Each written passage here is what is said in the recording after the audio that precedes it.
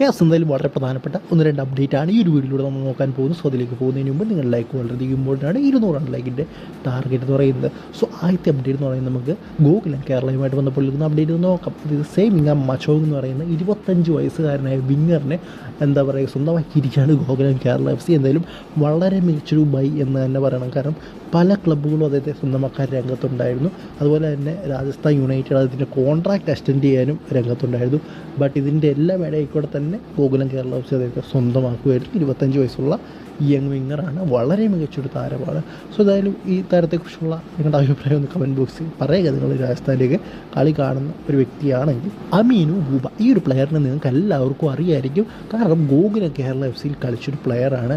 2 വട്ടം ഗോകുലം കേരള ചാമ്പ്യനായപ്പോൾ അവരുടെ ഡിഫൻസിനെ ശക്തിപ്പെടുത്തിയൊരു താരമാണ്. അതുപോലെ തന്നെ ഈ ഒരു സീസണിൽ അദ്ദേഹം റിയൽ കാശ്മീരിന് വേണ്ടിയാണ് കളിച്ചത്. അവരുടെ ഡിഫൻസിൽ വമ്പൻ ഒരു സാന്നിധ്യം തന്നെയായിരുന്നു. 3-ാം സ്ഥാനത്താണ് ഇപ്രാവശ്യം റിയൽ കാശ്മീർ ഫിനിഷ് ചെയ്യുന്നത്, നിങ്ങളൊന്ന് ഓർക്കണം. സോ അദ്ദേഹത്തിൻ്റെ പങ്കും വളരെ വലുതാണ്. സോ എന്തായാലും ഇദ്ദേഹം റിയൽ കാശ്മീർ വിട്ടിരിക്കുകയാണെന്നാണ് അറിയാൻ സാധിക്കുന്നത്. ഇനി ഇന്ത്യയിൽ തുടരുമോ എന്ന കാര്യങ്ങളൊന്നും അറിയില്ല. എന്തായാലും വളരെ നല്ലൊരു പ്ലെയറാണ് അമീനോ ബൂബ. സോ അടുത്ത അപ്ഡേറ്റ് എന്ന് പറയുന്നത് നിങ്ങളെല്ലാം കേട്ടൊരു കാര്യമാണ്. അതായത് കേരള ബ്ലാസ്റ്റേഴ്സ് ഒരു ഫോറിൻ ക്ലബ്ബുമായിട്ട് ടൈപ്പ് ആകാൻ പോവുകയാണെന്ന്. എന്തായാലും ആ ഒരു ഫോറിൻ ക്ലബ്ബ് എന്ന് പറയുന്നത് ചാമ്പ്യൻഷിപ്പിലെ ക്ലബ്ബാണെന്നാണ് പറഞ്ഞു കേൾക്കുന്നത്. ഇത് ഇംഗ്ലണ്ട് സെക്കൻഡ് ടയർ ലീഗിലെ ക്ലബ്ബാണെന്നൊക്കെ പറഞ്ഞു കേൾക്കുന്നുണ്ട്. സോ ക്ലബ്ബ് അതാണെന്ന് പുറത്തേക്ക് വന്നിട്ടില്ല, ബട്ട് സെക്കൻഡ് ടയർ ക്ലബ്ബാണെന്ന് പറഞ്ഞു കേൾക്കുന്നു. സോ നമുക്ക് കണ്ടറിയാം ഏത് ക്ലബ്ബായിരിക്കും അതെന്ന്. സോ എന്തായാലും എന്ത് ടൈപ്പ് ഓഫ് പാർട്ണർഷിപ്പാണ് എന്നൊക്കെ കണ്ടറിയണം.